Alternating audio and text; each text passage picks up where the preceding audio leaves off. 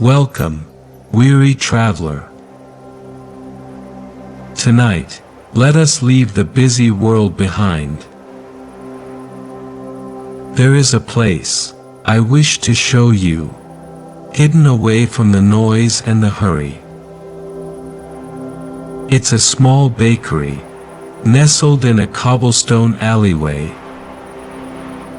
where the streetlights hum a gentle tune. But this is no ordinary bakery. Here, the baker does not work with flour and sugar, but with something far more precious. Here, in this quiet, warm haven, she kneads the very starlight into the sweetest of dreams. So come. The door is unlocked. A gentle warmth, and the scent of cinnamon and peace await you inside. Find a comfortable position now, allowing your body to settle into the surface beneath you. Let your arms rest loosely at your sides, your legs uncrossed. Take a slow, deep breath in, filling your lungs with the calm of this present moment. And as you exhale, release the day. Let go of all the thoughts, the worries, the lists of things to do. They can wait. They are not needed here. Take another deep breath in, imagining the air is a soft, cleansing light. And as you breathe out, feel a wave of relaxation begin at the top of your head. Feel it smoothing the muscles of your forehead, softening the tiny muscles around your eyes. Your jaw unclenches. Your shoulders drop away from your ears, releasing a weight you may not have even known you were carrying. This gentle wave of relaxation flows down your arms, through your wrists, and into your hands. Feel your fingers loosen their curl, your palms warm and open. The wave continues down your spine, each vertebra releasing and creating space. It flows into your chest and stomach, inviting a sense of deep, peaceful stillness. Your breathing is easy and natural now, a quiet rhythm, like the softest tide. The warmth spreads down through your hips, down your legs, heavy and relaxed, through your knees, your ankles, and all the way to the very tips of your toes. Your entire body is now held in a state of serene comfort. You are safe. You are at peace. Now, bring your attention to the air around you. As you breathe in, imagine you can smell a faint, sweet scent. The scent of warm wood, of cinnamon, and something else. Something clean and bright, like the air after a cool night's rain. With each breath, the scent becomes a little clearer, a little more inviting. And you notice a soft, golden light, just beyond your closed eyelids. It's a warm, welcoming glow. With your next exhalation, Imagine stepping out of your world and into that gentle light. You find yourself standing on a quiet street, paved with smooth, gray cobblestones that have been worn by a century of gentle footsteps. The air is cool and still. Above you, the sky is a deep, velvety indigo, filled with 1,000,000 diamond-bright stars. You are standing at the entrance to a narrow alley. At the end of it, a single shop window glows with a warm, buttery light. A small, wooden sign hangs above the door, swinging ever so slightly in a breeze you cannot feel. It reads, "The Starlight Bakery." You feel a gentle pull, an invitation. You walk towards it, your footsteps making no sound on the stones. The door is made of heavy, dark oak, with a small, crescent moon-shaped handle made of brass. You reach out, and the handle is warm to the touch. The door opens silently, and you step inside. Into the story. The warmth inside the bakery wraps around you like the softest blanket.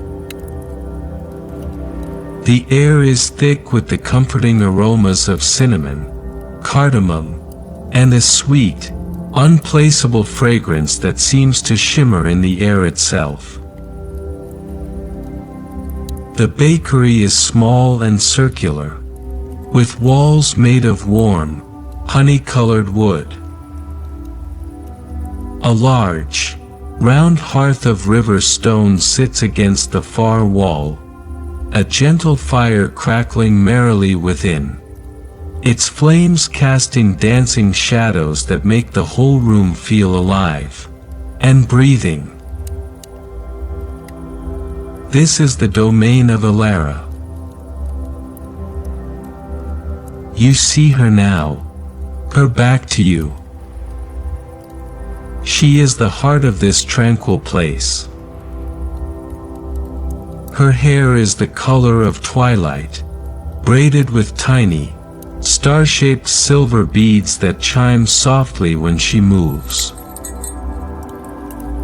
She wears a simple, deep blue apron over a linen dress, and her movements are slow, deliberate, and filled with a quiet grace. She is not a baker of bread, but a tender of light, not a confectioner of sweets, but a crafter of dreams. Her counter, a single, vast slab of polished moonstone, is empty for now. The ovens, built into the stone hearth, are still cool. Her work does not begin with heat, but with cold. It begins with the sky. Elara turns and offers a small, gentle smile, as if she knew you were there all along. She doesn't speak, for words are often too loud for this time of night. Instead, she gestures with a nod towards a large, empty glass jar sitting on the counter. It is her first tool. Her gaze then lifts to a skylight in the very center of the domed ceiling, a perfect circle of glass looking up at the indigo heavens. It is time. With a practiced movement, she picks up a long, slender rod made of silver. At its tip is a crystal, intricately faceted like a snowflake. She walks to the center of the room, directly beneath the skylight. Holding the rod aloft, she closes her eyes. She is not looking, but listening. Not to a sound, but to a feeling. She is listening for the right stars. Not all starlight is the same. There is the boisterous, brilliant light of young, energetic stars, too bright and loud for gentle dreams. There is the ancient, weary light of dying stars, tinged with a faint melancholy. Elara seeks something in between. She seeks the light of steady, content, middle-aged stars. The ones that have burned for millennia and will burn for millennia more. Their light is calm, wise, and filled with a gentle, reassuring peace. A soft smile touches her lips. She has found them. She angles the crystal-tipped rod, pointing it towards a small, quiet constellation in the western sky. The crystal at the tip begins to glow, humming with a low, inaudible vibration.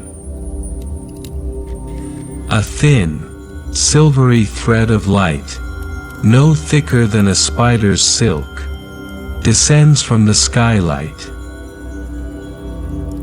It is impossibly beautiful, a liquid stream of pure starlight, flowing down the length of the silver rod, and into the large glass jar on the counter.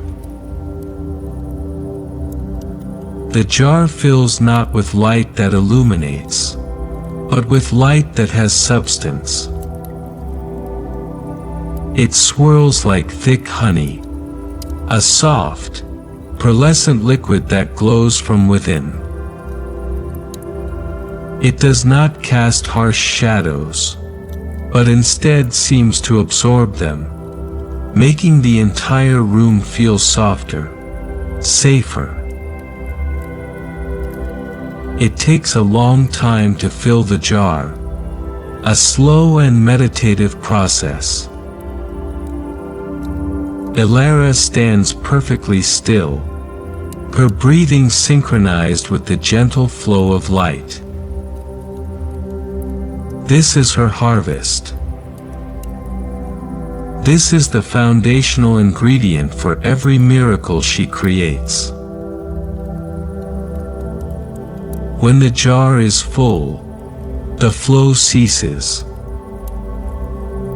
The crystal fades back to its clear, dormant state. Elara carefully places the rod back in its holder, and carries the jar of liquid starlight to her moonstone counter.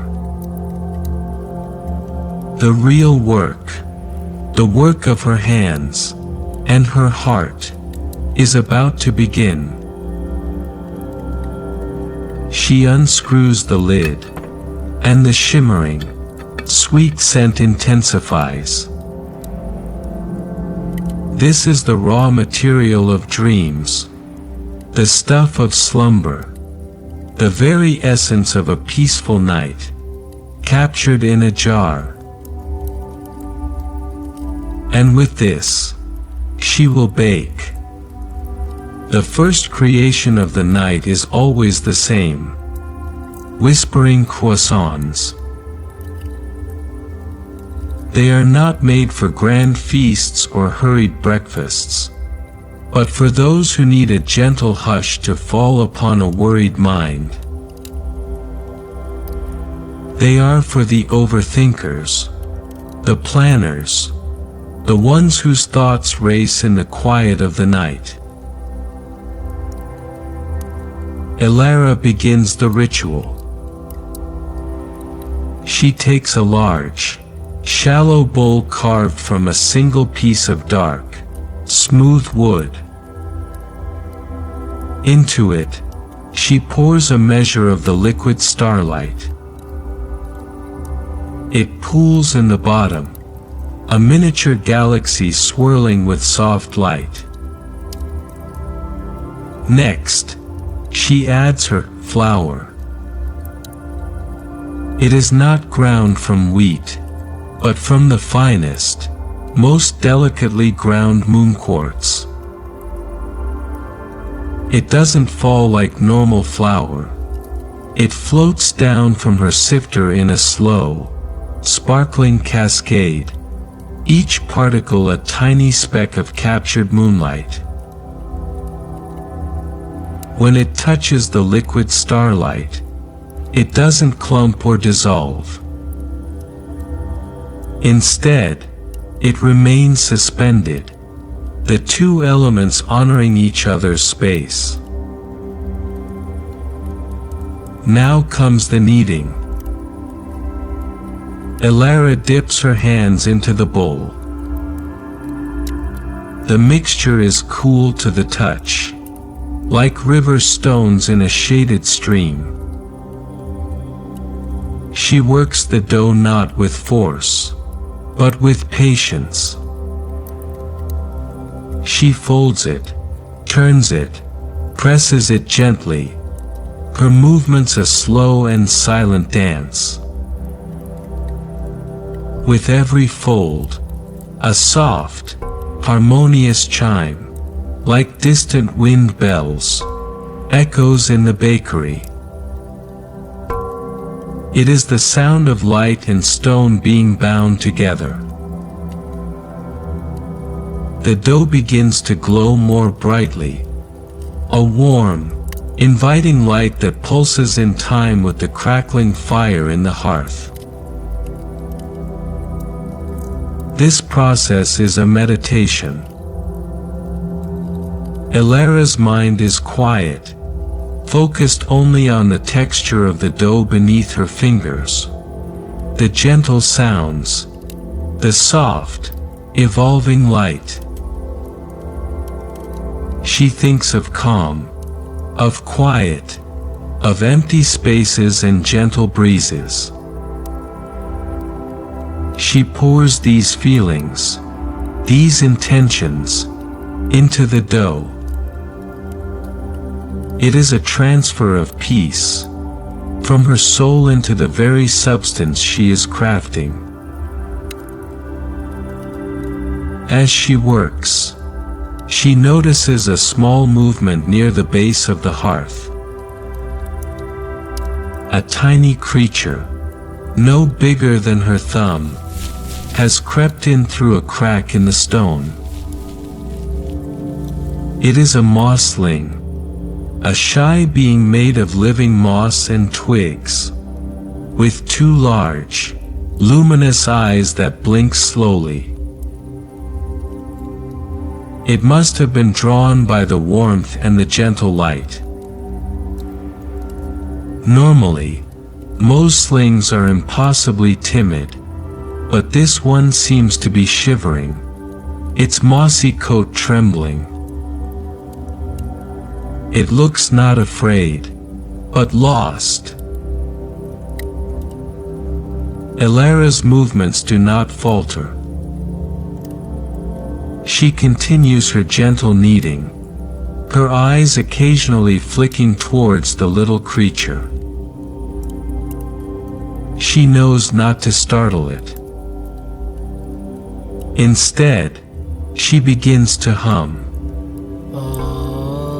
It is not a tune with words or a complex melody, but a low, soft, single note that vibrates with the same frequency as the chimes from the dough.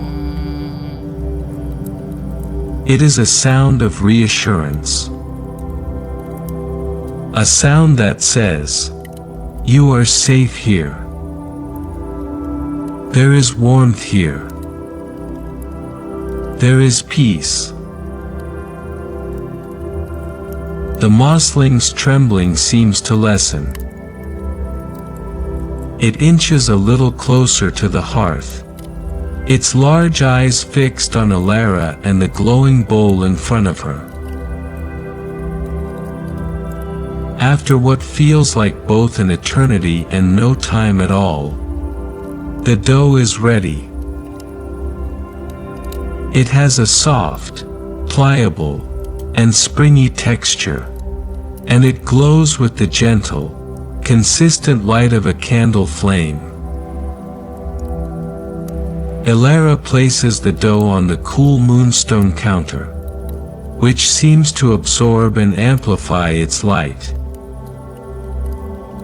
She takes a rolling pin made of petrified wood, and with slow, even strokes, she begins to roll the dough out into a thin sheet.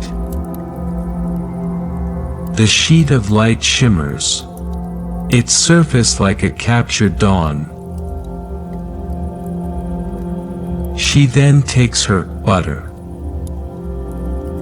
It is a block of solidified ambrosia, a nectar collected from the nocturnal flowers of the silent valley. It is pale gold and smells of honey and night-blooming jasmine. She slices it into thin slivers and lays them across one half of the dough. Then, she folds the other half over, encasing the ambrosia within the starlight. This is the secret to the croissant's whisper.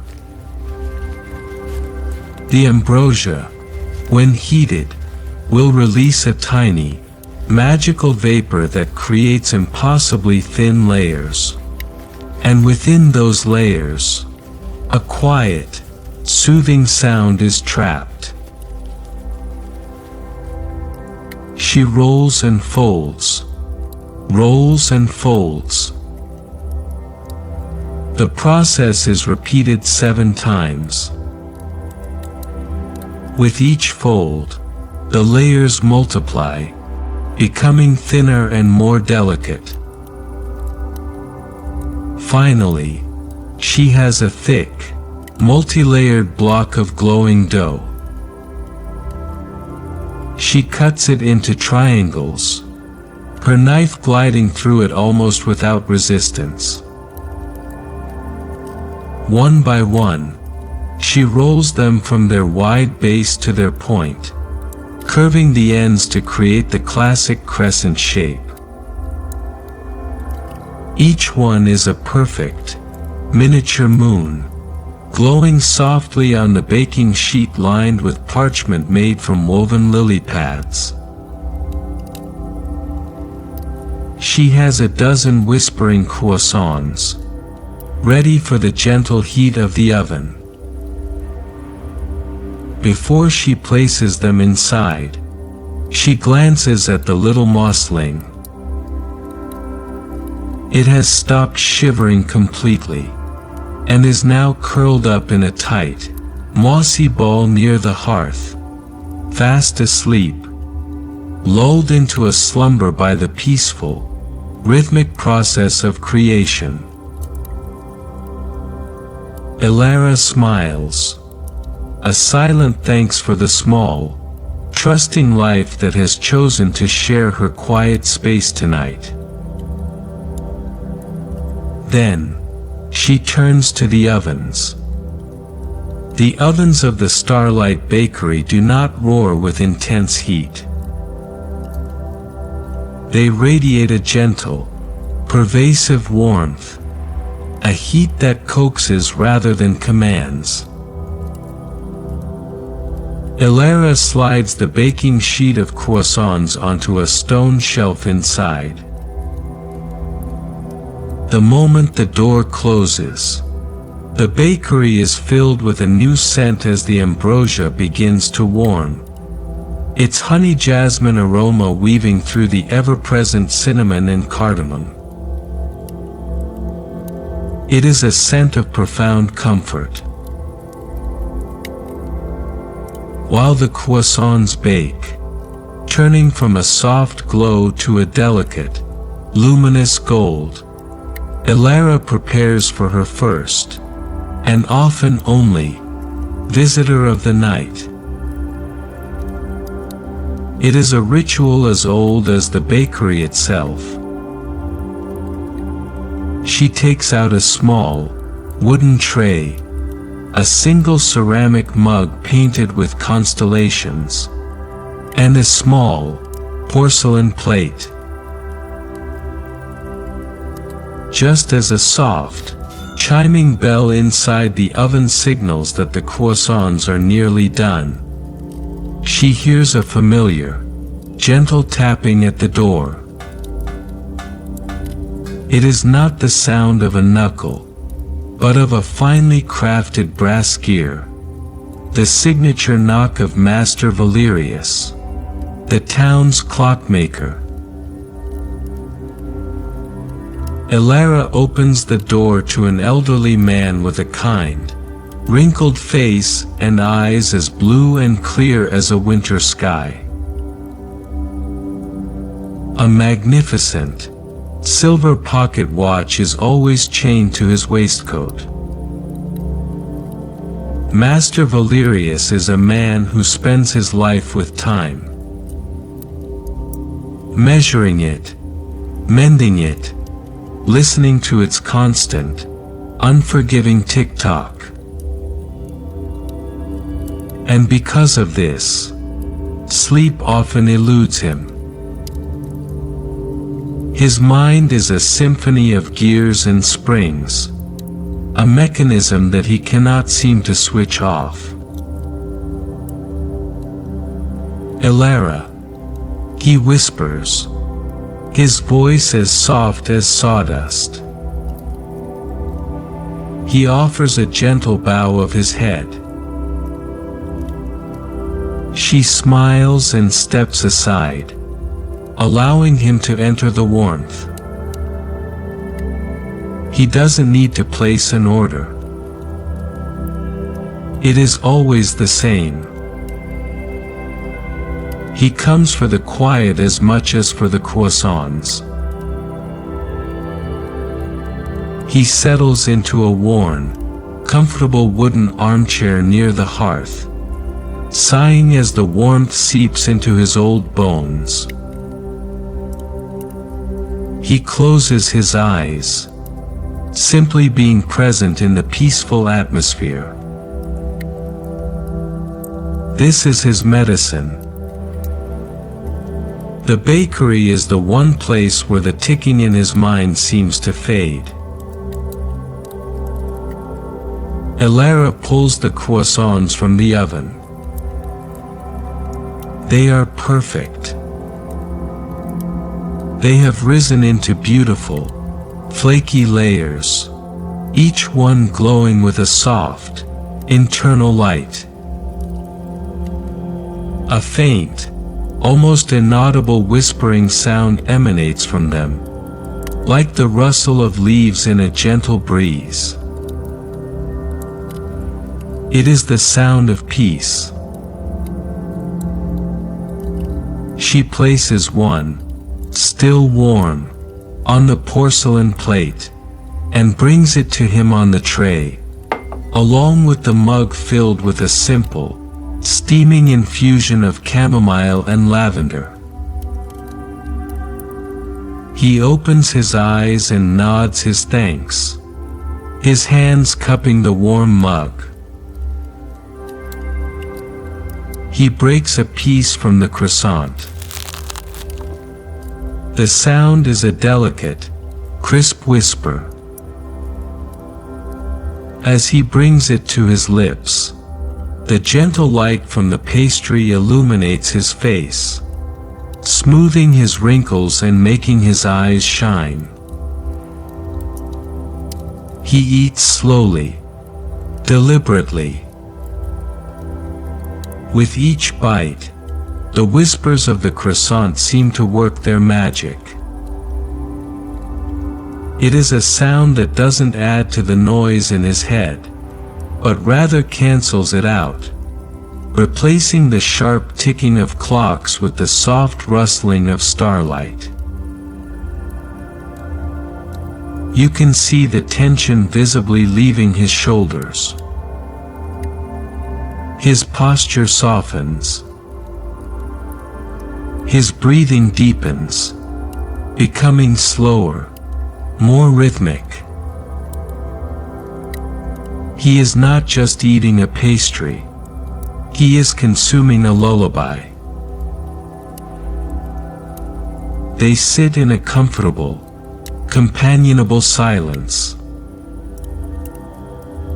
The only sounds are the crackling fire, the faint whisper of the cooling croissants on the rack, and the soft, sleepy breathing of the mousseline curled by the fire. Master Valerius finishes his tea, his eyes heavy with a welcome drowsiness. "Thank you, my dear," he says, his voice thick with sleep. "You are a guardian of the quiet." Elara simply nods, a warm smile her only reply. He places a single, small, silver coin on the tray. Always the same payment. And rises slowly from the chair. He walks to the door, his steps no longer carrying the stiff rhythm of a clock's pendulum, but the soft, shuffling gait of a man ready for rest. As he steps out into the cool night, he turns one last time. "May your stars always burn so brightly," he whispers, before disappearing into the darkness of the alley.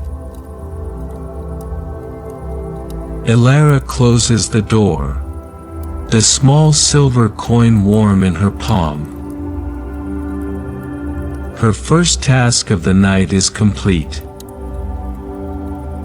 A worried mind has been soothed. A craftsman has found his rest. She looks at the rack of glowing, whispering croissants, her heart filled with a quiet, profound sense of purpose. With the deep peace of the night now settled firmly in the bakery, Elara moves on to her most intricate creation, the Dream-Filled Danishes. These are not for hushing the mind, but for gently guiding it. They are for those who have trouble dreaming, or for those whose dreams are gray and joyless. Each Danish is a small vessel, designed to carry a beautiful, handcrafted dream to its sleeper. This process begins not with a bowl, but with a loom. A small, beautiful loom made of silver birch wood sits on a side table. The threads are not of wool or cotton, but of something far more ethereal. Elara takes a portion of the remaining liquid starlight and, using 2 silver needles, she begins to pull and stretch it. As she pulls, it thins into fine, shimmering threads of light, each one holding a different hue of the night sky. Some are the deep indigo of midnight, others the soft silver of moonlight, and a few hold the pale, rosy tint of the coming dawn. She strings these threads onto the loom, creating a warp of silent light, This is the foundation of the dream. Then, she begins to weave. Her weft is made from different ingredients, each corresponding to a different feeling or element of a dream. For a dream of flying, she weaves in the downy, white fluff from the top of a cloud dandelion. For a dream of a peaceful forest, she uses threads of desiccated, fragrant moss, just like the coat of her sleeping visitor. For a dream of sailing on a calm sea, she uses grains of iridescent salt, which sparkle like sunlight on water. Tonight, she decides to weave a dream of a tranquil meadow. She works with incredible precision and care. She weaves in threads of moss for the feeling of soft grass underfoot. She adds the crushed petals of night phlox, which release a scent of honey and contentment. She weaves in tiny, crystallized dewdrops, which will become the sparkle on the leaves in the dream. Her hands move in a blur of practiced grace, the shuttle flying back and forth, weaving not just a pattern, but a complete sensory experience. There is no sound but the soft thump-thump of the beater pressing the threads together, a sound like a steady, sleeping heartbeat.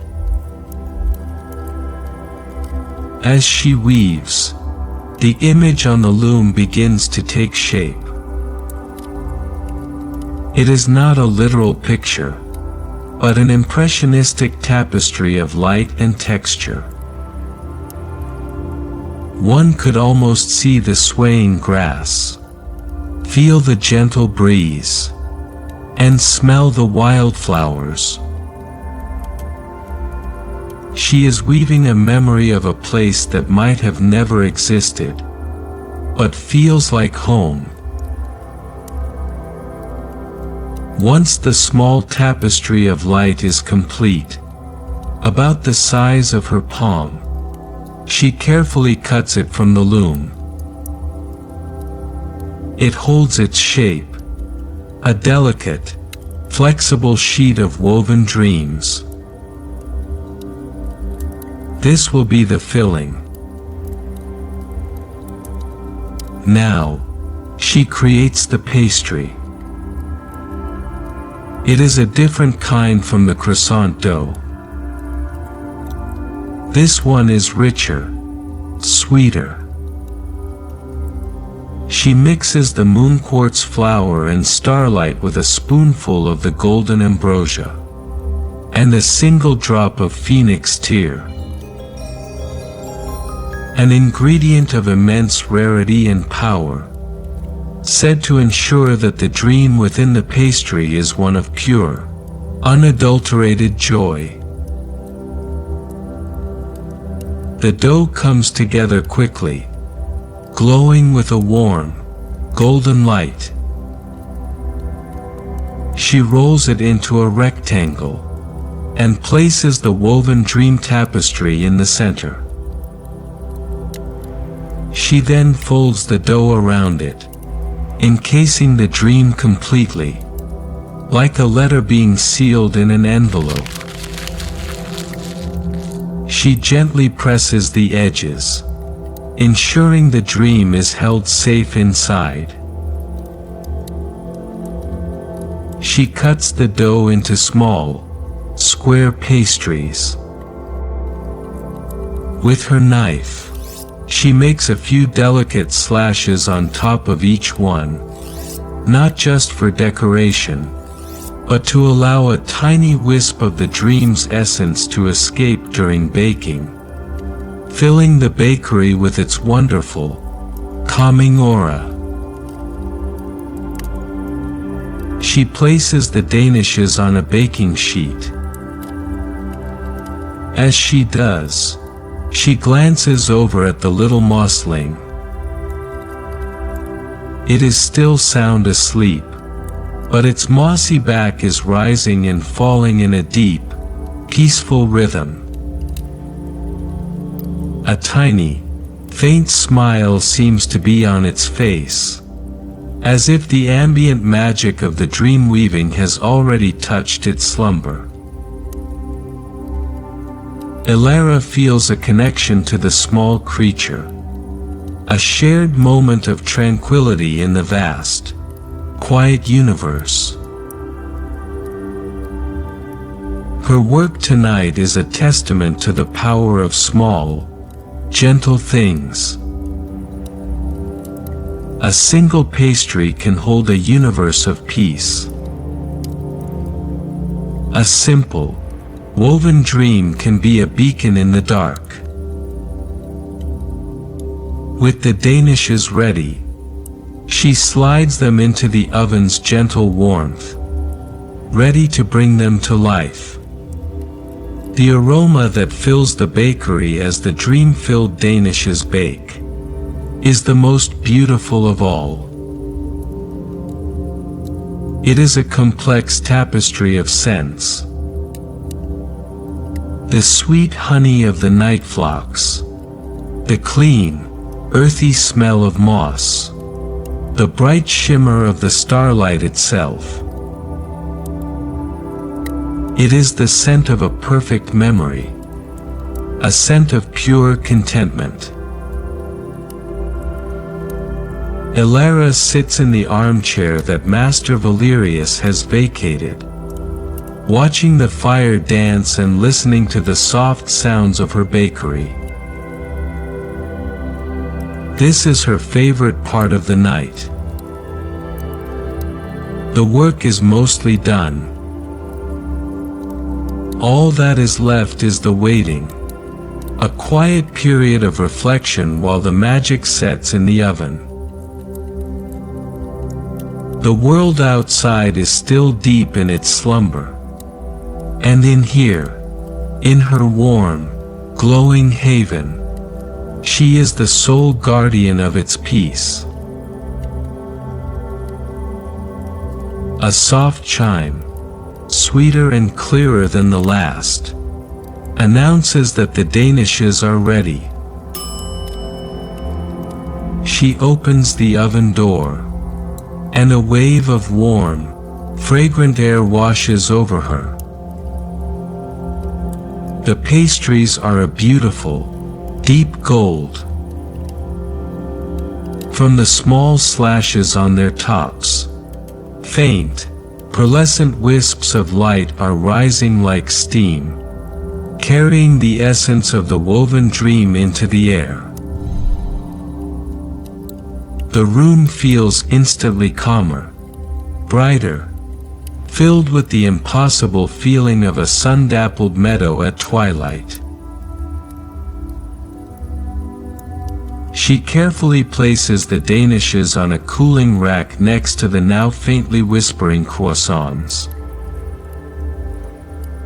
The two pastries, one for hushing the mind and one for filling it with beauty, sit side by side, a symphony of peaceful intentions.